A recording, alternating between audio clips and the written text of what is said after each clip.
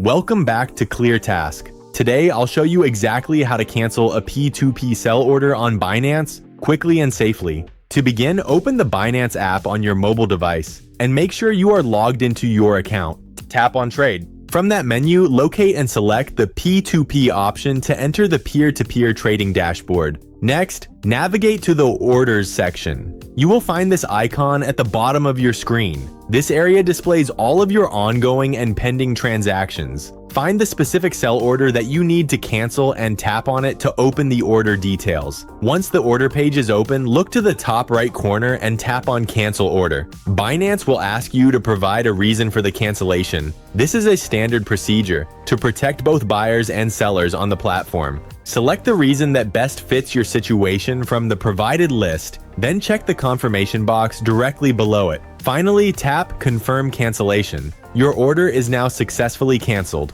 Any crypto assets tied to that transaction are immediately unfrozen and returned to your funding wallet. If this guide helped you resolve your issue, make sure to like the video and subscribe to ClearTask for more direct and professional tutorials. Thanks for watching.